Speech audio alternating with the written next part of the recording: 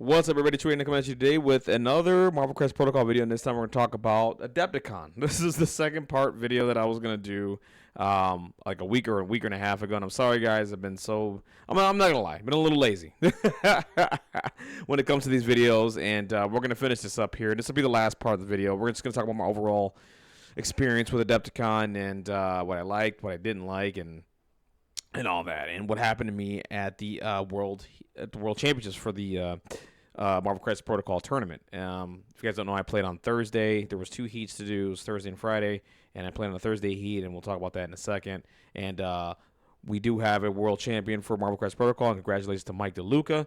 I do the Danger Room podcast with him. He's a friend of mine and a fellow competitor and a training partner as well. And congratulations to him for being world champion. He played really well. He played absolutely phenomenal throughout the entire weekend. If you guys can, do me a favor, hit the like, dislike, comment, and subscribe. Do all those things y'all got to do. I'm going to have that Marvel Crisis Protocol content for you guys.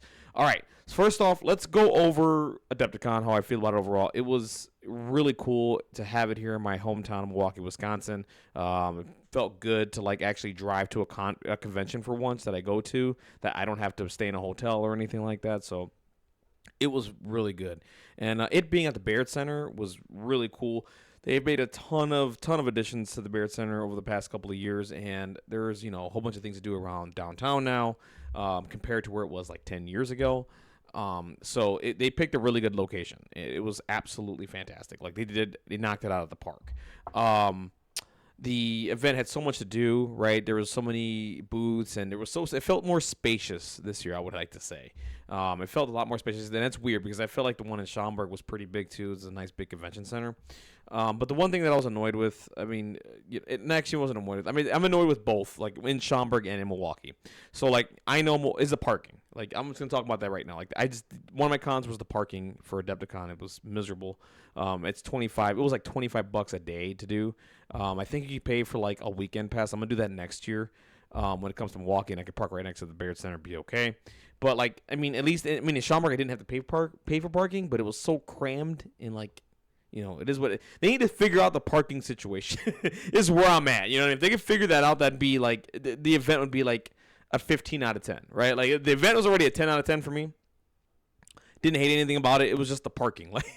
And I'm a local, you know what I'm saying? I just could not stand that at all. I was like, Jesus. But there was so many booths to see. So many games that people were playing. The 40K area was really cool. I got to play Halo Flashpoint in that area. They were in a small little area this year. I think that'll get bigger next year because the game will grow and get better. I played in their U.S. championships there. Didn't do too well there, but I was just there to have fun and just roll some dice and just whatever. But it was really cool that they did that there. It was really nice. It was really awesome. The AMG area, knocked out of the park, right? Everything was cool. They had the prize wall, which is awesome. I ended up getting some prize wall stuff, playing in the affiliation battle and in the World Championship heat. I also was able to get the Phoenix card that was given to anyone who competed in the World Championship. So that was really cool. So I got the card ahead of time, and it's stamped. So that's really cool, and it's plastic and all that stuff. The other card I was able to get was Gambit, and let me tell you something. New Gambit is really cool, and the plastic with the cards, I absolutely love it. I don't feel like there's going to be a lot of wear and tear on the cards now. I hope that is the direction they go forward. I don't know how much more expensive that'll be, but if they do, it's a welcome change for me, honestly. Because I can't stand the cardboard and the whatever. It wears out over time, and it's just you have to. Of course, you can get a sleeve for it, right? Just get a sleeve, but I know, but it's just wear and tear, man. So, I was able to get my extract and secure tokens, my range rulers. I was able to get a scoring tracker with the Wolverine claws. The only thing I couldn't stand with the prize wall, and this is just whatever, I wish they had the mats up there to get from the prize wall. They had new mats this year, and all of them looked their new mats that they do is all of them are great, but they're not for sale, right? I can't buy them at Adepticon. I can't buy them on the website. I can't do any of that stuff. And if there's one thing I would do if I were them, is just add that to the prize wall, please. Add the mats. People want them. I want them. I wanted to walk away with one, but I couldn't, right? So, just add the mats, right? And everyone will go home happy at that point.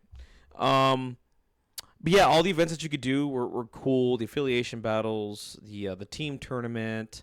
The timeline tournament, which was cool. I couldn't make timelines on Saturday because I got busy with life, and yeah, my wife needed me, so I had to go do something. I couldn't make it to timelines. I was gonna play that day, and it just didn't happen. I did the affiliation battle on Sunday, which was cool. I got into that, and I was able to get more prize wall tickets, so I was able to buy the rest of my stuff and get what I wanted and needed.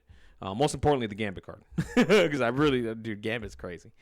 Um, so yeah, that wraps up everything about Adepticon. Oh, and then the panel, the play that they did, talking about the changes going forward. We're not going to talk about all the cards here. We're going to save that for when they officially release, because some of the pictures. I mean, I could go on Jarvis, but it is what it is. We're going to save that for another day. I will say this: I'm really excited for the characters that are coming out to play. Phoenix looks crazy. Spider-Man 2099, I think, and Spider-Ham look really cool. For the Web Warriors, and I think that's going to be a much needed buff for them. I got to see Exodus. Exodus card I'm just like kind of meh on. I would like to read it again at a later date just to get a better gauge on it. He is a cool looking model. Oh, that was the other thing. The models that they showed, Nimrod, Blue Marvel, Spectrum, Adam Warlock, all those were beautifully done. They were all in a display case after they, talked about all these characters that are going to be coming out. They put them in a display case, and they look fantastic. Those models are cool. And let me tell you something. Nimrod looks ridiculous, right? He looks really cool. And the fact that we can know what next year's affiliation pack is cool. And what we got out of the panel play was letting us know what the future of the game is going to be like, which is, hey, we're going to be getting yearly extracts and secure cards, and that's good instead of every 2 years. I really do appreciate that, and next year is going to be tolerances, whatever. I forgot what. I'm sorry, forgive me, guys. I know I'm an X-Men fan. I forgot what it's called, but it has to do with the Sentinels, and it's going to be centered around that. So it looks like the approach they're taking this year is well, at least when it comes to building missions, is making it narrative based, and that's helping them design new missions, new extracts and secures, which is a great approach. And the fact that it's yearly, then we have that confirmed now. Good, because I tired of guessing if it was every 2 years. It was driving me up the wall. The other thing that they announced was we are getting yearly character updates.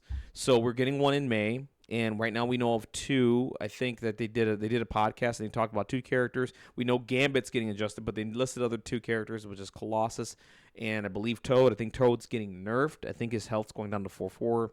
Don't quote me on that. You have to listen to the podcast. Just taking a guess right now. I just saw some of the cliff notes and whatever. I think Colossus is now getting a throw, which is a character throw, which is about damn time. Like, I don't understand how Colossus went this entire time without getting a character throw. Like, seriously. Like, it just... whatever. We're not going to rant about Colossus, okay? But the point is, we're getting yearly updates, and they are doing yearly re-releases of characters. So this is why we have not seen the old boxes anymore. They went ahead and said, we're going to re-release these characters, and we're going to make adjustments if needed, right? And we're just going to put that in a box. And that's the way to go, right? I'm very excited about that. I mean, it means a lot of characters are getting changed. I heard them say Mr. Sinister is in testing right now. Thank God. Mr. Sinister is one of the better looking models in the game. Like, in the game. He sits in my display case every time. Every freaking time. And I'm just happy. I hope he gets better, and we'll see how that goes. But, like, Omega Red's another one that I would like to see changed as well. I think he was on the list on there. Who knows if he is or isn't. But there's a lot of characters on that list that they're going to be doing. So let's see what happens. I'm excited for that. That's going to be yearly now too, so that's cool. And honestly, like, I think AMG did a really good job this weekend. And I'm definitely going to go back. I mean, it's in my hometown. If I don't go to adepticon, that's a crime, right? So anyway, so let's go over the heat. And I'm just going to show you a list that I was going to play and the list that I did play, okay? So I was going to go ahead and dual affiliate with Asgard and the Servants of Apocalypse, and you're all asking yourselves, why would you do that, Chewy? Why would you do this? Well, I decided to take the same approach I did the second one, which was, okay, can I substitute 3 slots for other characters that I can just play into other matchups with that I feel more comfortable with? My big concern with just playing straight APOC, and I shouldn't have just been a coward. I should have just played straight APOC, honestly. My biggest concern was obviously, the size 4s, having to deal with them and having to deal with Hulk and all that. I've been struggling a little bit, but to be fair, I've been struggling into it with me, like, just playing Asgard into it instead of just trying out Apocalypse, and that I have not done that.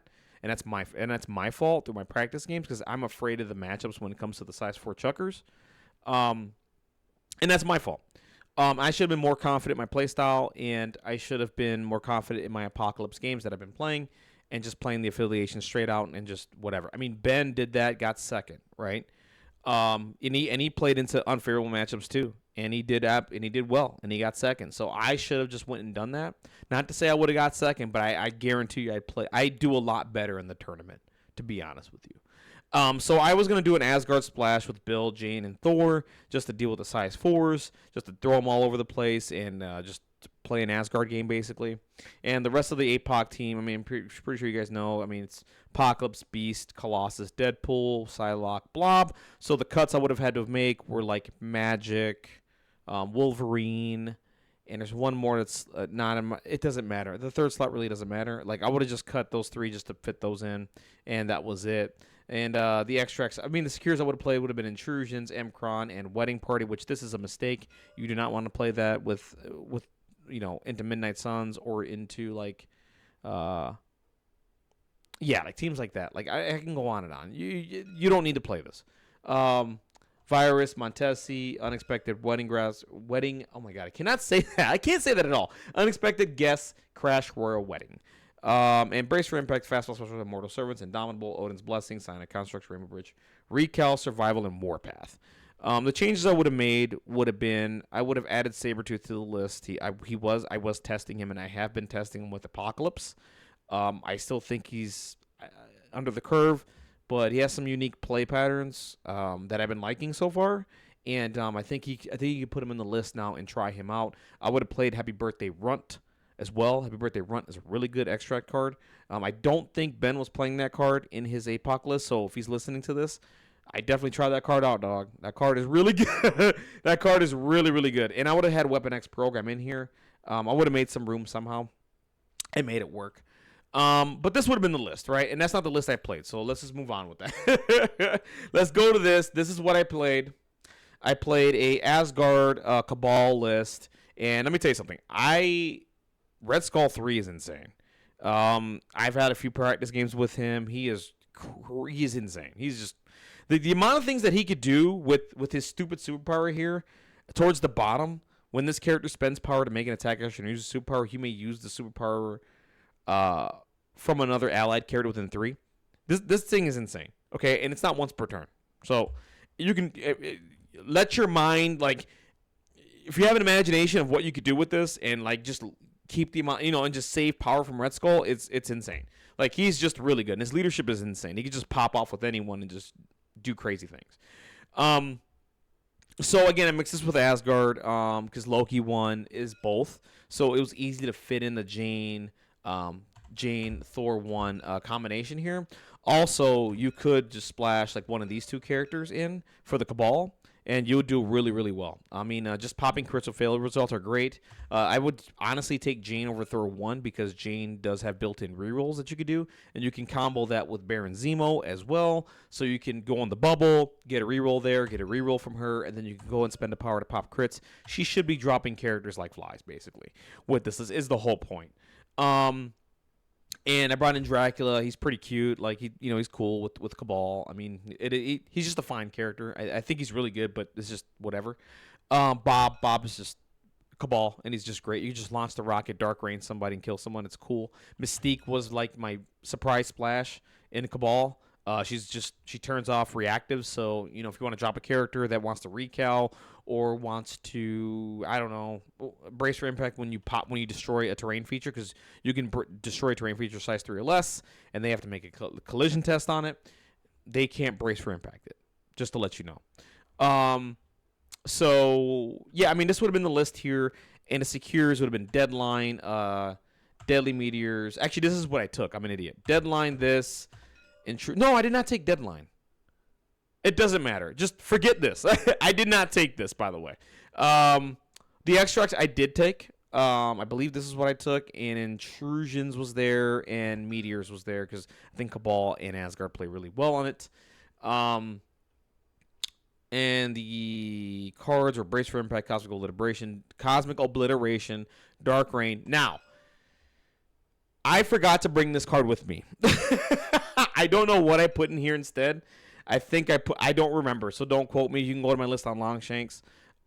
This should have been on my list, and it wasn't. That's a huge mistake. Odin's Blessing, Patch Up, Rainbow Bridge was in there, Recal. Sibling Rivalry, I believe I did not bring with me, but I could be wrong. Survival was in my list as well. So this is the list I took. I felt very confident. I still feel very confident in this list. I will make changes to this over time because I still want to play Red Skull Cabal. I think they're really, really, really cool. Red Skull has really interesting decision trees because of that flexibility with the power costs and all that. Him using other people's powers and all that stuff is nutty as hell, dude. It's very, very nutty. And Dark Rain is a stupid card. So that's it there. We're done with that. How I did overall in the Heat. I went 0-2. I did not have a good day. And people were like, well, you went 0-2. Did you not play the rest of the four rounds? I did not. And that's a shame on me. I should have played the other 2 rounds. I should have stayed. But there was... So, first game was against Jeremiah. I was on stream. I did not play that game particularly well. I did have an opportunity to possibly bring that game back because I was coming back in that game. If I made a different decision with Gene, I feel like, and I saw the game again, if I would have just did what I did, which was dazing Cap and then just moving Jane to the other secure to flip and to have her contest, that would have been ideal. The dice didn't go well for me with Thor 1, and it was just downhill from there. And then right now my games into Steve have not been great. There are decisions that I can make that would have been better. Like in that game, I think I shouldn't have gone off with Bob to go pick up an extract. And I did that because, well, Bob could just take the damage. He's always going to stay on the table. And I can power him up for the rocket just to drop something. And that was a mistake. And I should have just had Bob just sit on a secure flip and just sit there. I should have had someone else go and grab that. I did not, and that's on me. From there, I think I played pretty well with keeping the points parity, trying to keep the points parity. I did flub an attack roll with Thor, and what I shouldn't have done the turn before was I did a hammer throw into Hulk, which left me on 1 power left. And I started the next turn with 3 power, hoping to get 1 power and put the stagger on Hulk and move and get the point. That didn't happen. I charged, even with the reroll, I did no damage. I had no power on Thor, so I was forced to attack Hulk again, and the problem with that was that I was not within 1 of the secure. So I couldn't flip the secure or anything like that, so the points just got out of hand right after that attack roll. So what I do differently there is I just don't do hammer throw. I keep the power. I save it just in case I fail, which I did. And then from there, I could just go and flip the point, right? I don't know if that would have changed anything, but that would have definitely, maybe saved a point, right? Saved the point too. And my Rainbow Bridge was not great. I had to use it on Bill only, which was weird, right? I should have used it on multiple characters, but I couldn't. But yeah, Jeremiah played a really good game. He's playing probably the best list in the game, which is, the Steve Avengers list. And he did well. He made top 8. He made top 4, right? The entire event. That's why I lost 2 round 1. So, hey, finding it back for me. I lost to a guy I got top 4, right? So we start off the day with that. And then I play the next game into Mary. Bless her heart, man. She played a fantastic game. I was well in control of that game for at least 5 out of 6 rounds. I had a 4-point lead the entire time, and I was cruising. And I was at a point where she needed to daze Thor 1 and kill Jane and flip the points, and that's what she needed. That was her out. And there's a point in the game where she goes out and says, I should probably just give up here or whatever. And I was hoping she did because, honestly, we had to go into lunch after this round, and I have to go home and let my dogs out. You know what I'm saying? I was hoping she would have just surrendered there because then I could just move on, go let my dogs out, come back, and then finish out the rest of my day. She didn't give up. She kept playing, and she won the game. And I was crushed. I was crushed, right? And I'm like, dude, in my hometown, I just went 0-2. You know what I mean? And I was hurt by that. I was really hurt because I'm like, I let myself down. I let my teammates down. I should have done better at this tournament. I should have played better. And I can't believe this. I'm like, I just can't believe this happened to me. And after that happened, I was like sitting there like, I think it's time for me to walk away from the game. Seriously, I should just walk away and quit. Because I think this is it. You know what I'm saying? Like that was very soul crushing. But then Mary said something. Mary goes out and says, well, I remember how you guys talk about on your podcast that you shouldn't give up and you should just keep playing and just see what happens. And you guys said that, and I listened, and I remembered that, and that's why I kept playing. And when I heard that, I felt better. You know what I mean? Like, I felt better after that, because I'm like, I contributed to this in some way, in a positive, good way, for someone, right? And I'm like, you know what, Mary, you're right. Like, I'm hurt and I'm angry right now, but you're right. What you did was right. It wasn't wrong, right? Like, you did a good job, and you should be applauded for that. So good. You knocked out me. You knocked me out of the tournament, basically. I dropped right after that. I went home, cooled off, let the dogs out, and then I came back, just watched the rest of the tournament, and the rest is history, right? But yeah, that was my overall experience at Adepticon 2025. Yeah, 2025. Guys, let me know your thoughts down below. If you were at Adepticon, what was your experiences, and how did your tournament runs go? What list did you bring in? All that other kind of stuff. Put in the comment section down below. Let's talk about it. What improvements would you like to see for Adepticon going into next year? I will just say this: figure something out with the parking. If you can figure that out, we're good. If you can figure that out, we're good. Even as a local, bro, I was like, man, this is kind of taxing. You know what I'm saying? So, yeah, let me know your thoughts down below. Like, dislike, comment, and subscribe. Do all those things y'all got to do, and I will always have the Marvel Cross Protocol content for you guys. The next event I'm going to be at is Squad Goals. It's coming up in like 2 or 3 weeks. I will be playing in a team tournament with Jacob Deaton and his brother, and let's see if we can do a better job there than we did at Adepticon. So that's going to be the plan. Guys, take care. Have a wonderful, blessed day. I will catch you on the next one. Peace.